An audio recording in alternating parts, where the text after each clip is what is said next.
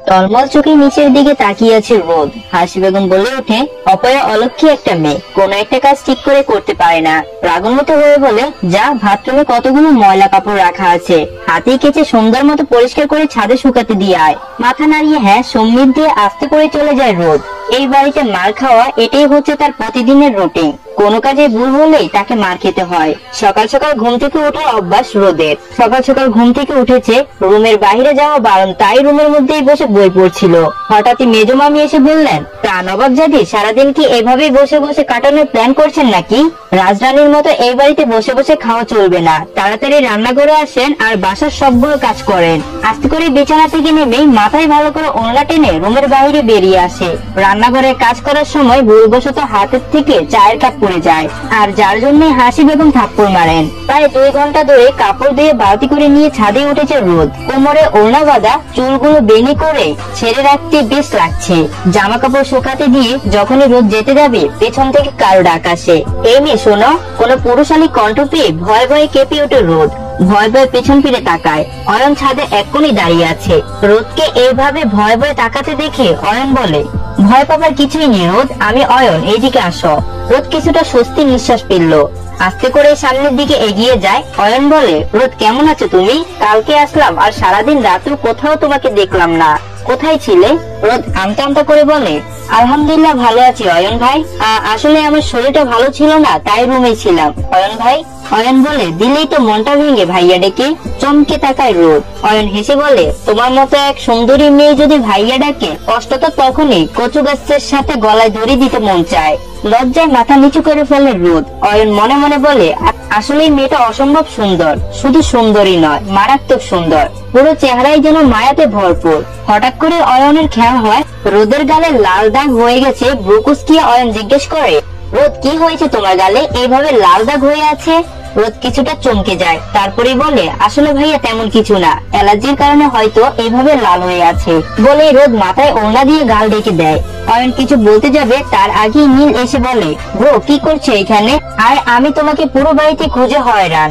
নীলের হঠাৎই রোদের দিকে চোখ পড়তে হাসি দিয়ে বলে ওঠে, এই আমাদের ছোট রোদ না, কত বড় হয়ে গেছে।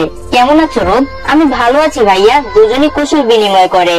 তারপরে নীল বলে, শুভ ভাইয়ের সাথে আমার কিছু জরুরি কথা আছে, রুমে দেখে আসলাম সেইখানেও নেই। শুভর নাম শুনতেই কেমন যেন কেঁপে উঠল রোদ। অয়ন সেটা খেয়াল করে, তারপরে নীলকে বলে, আমাদের বিদেশ থেকে যে বিজনেসের স্টার্ট করেছিলাম সেইটাই নাকি? কি নিয়ে ঝামেলা হয়েছে সেইখানে গেছে শুভ, কি জরুরি কথা বলবি আমাকে বল। নিলয় আমতা আমতা করে বলে, ব্রো আমি এসব বিজনেসের মধ্যে থাকতে চাই না। অয়ন বিরক্ত হয়ে বলে, তাহলে আব্বু চাচা যান এদের বিজনেস দেখাশোনা করো। নীল বলে, ব্রো আমি কোনো বিজনেসই সামলাতে পারবো না। অয়ন বিরক্ত হয়ে বলে, কেন পারবি না? ঘোড়ার ঘাস কাটবি তাহলে? নীল বলে, এত কিছু থাকতে ঘোড়ার ঘাস কেন কাটতে যাবো শুনি?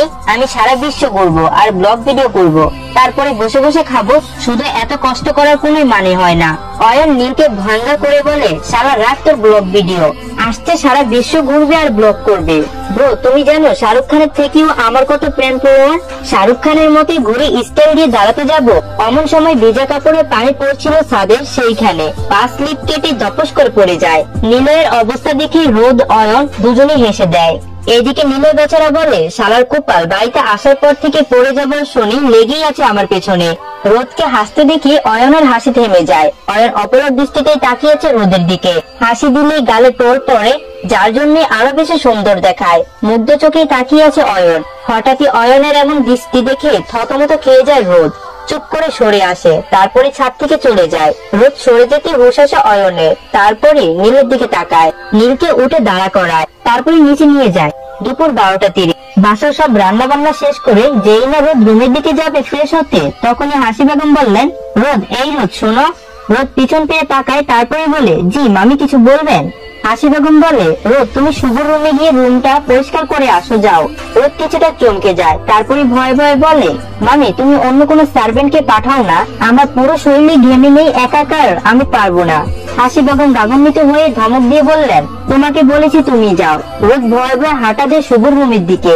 হাসি বেগম মনে মনে শয়তানি হাসি দেয়, তারপরে বলে, একবার শুভ এই অপয়া মেয়েটাকে দেখো, তারপরে ঘাড় ধাক্কা দিয়ে বের করে দিবে এই বাড়ি থেকে। রোদ শুভর রুমের সামনে এসে দাঁড়ায় ভয়ে কয়েকবার দরজা খুলে ভিতরে যায়, কিন্তু ভিতরে কেউ নেই। স্বস্তির নিঃশ্বাস ফেলে রোদ তারপরে মনে মনে বলে, উনি আসার আগে রুম পরিষ্কার করে চলে যাব, তাই তাড়াতাড়ি কাজে হাত লাগায়। সারাদিনের অনেক ব্যস্ততার কারণে অনেক ক্লান্ত শুভ রুমে গিয়ে ফ্রেশ হয়ে লম্বা একটা ঘুম দেবে। হঠাৎই রুমে ঢুকে দেখতে পেল পেছন ঘুরে কেউ দাঁড়িয়ে আছে। শুভ বলে ওঠে, কে ওখানে? হঠাৎই পুরুষালী কণ্ঠে শুনে চমকে ওঠে রোদ। পিছন ফিরে তাকাতে হাত থেকে শুভকে দেখে। হাতে শুভর ফুটো ফ্লোরে পড়ে যায়। শুভকে সামনাসামনি দেখে ভয়ে কাঁপতে থাকে রোদ।